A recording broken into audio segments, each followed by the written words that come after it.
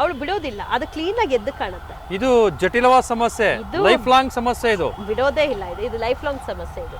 ಅವರು ತುಂಬಾ ಇದ್ರಲ್ಲೇ ಕೊರಗುತ್ತಾರೆ ಅನ್ಸುತ್ತೆ, ಬಿಡೋದಿಲ್ಲ ಇದು.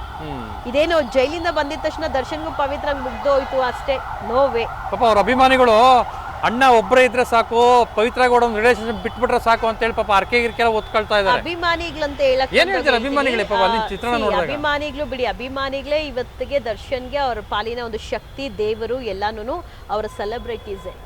ಬಟ್ ಎಲ್ಲೋ ಒಂದು ಕಡೆ ಒಳ್ಳೆ ಅಭಿಮಾನಿಗಳು ತುಂಬಾ ಜನ ಇದ್ದಾರೆ, ಒಂದಷ್ಟು ಡಬಲ್ ಗೇಮ್ ಮಾಡುವಂತ ಫೇಕ್ ಅಭಿಮಾನಿಗಳಿದ್ದಾರೆ.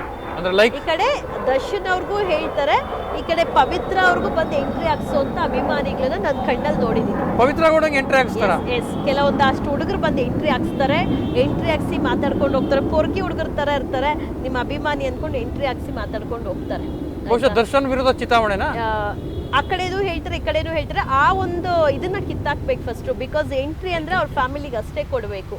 ಇದೆಲ್ಲ ಇದು ನಾನ್ ಸೆನ್ಸ್ ಅಂತ ಅನಿಸುತ್ತೆ. ಬಿಕಾಸ್ ನಾನು ಎಂಟ್ರಿಗೆ ಹೋದಾಗ ನೋಡಿದ್ದೆಲ್ಲ ನಾನ್ ಸೆನ್ಸ್ ಇದು. ಬಿಕಾಸ್ ಅವ್ರಿಗೆ ನನ್ನ ತೋರಿಸಿ ಮಾತಾಡ್ತಾ ಇದ್ಲು, ನಾನು ಅದೆಲ್ಲ ಕೇರ್ ಮಾಡಲ್ಲ. ಬಟ್ ಇದು ಅಭಿಮಾನಿಗಳಂತ ಹೇಳಿದ್ರೆ ಅವ್ರಿಗೆ ಆದಂಥ ವ್ಯಕ್ತಿತ್ವ, ಒಳ್ಳೆ ಅಭಿಮಾನಿಗಳು, ಸ್ಟ್ರಾಂಗ್ ಆಗಿ ಅವ್ರ ಜೊತೆಲಿ ನಿಲ್ಲುವಂಥ ಅಭಿಮಾನಿಗಳು ಇದ್ದಾರೆ ಹುಡುಗರು. ಅದಕ್ಕೆಲ್ಲ ಪೊರ್ಕಿ ಅಭಿಮಾನಿಗಳನ್ನ ಸೈಡ್ಗೆ ಇಟ್ಟರೆ ತುಂಬಾ ಒಳ್ಳೇದು. ಇಲ್ಲ ಅವ್ರು ಇಲ್ಲಿಂದಲ್ಲಿ ಇವಾಗ ಇಷ್ಟೆಲ್ಲ ಆಗಿದೆ, ಅವ್ನು ಯಾವನ ಪವನ್ ಅಂತ ಇದನ್ನೆಲ್ಲ ಅವನಲ್ವಾ?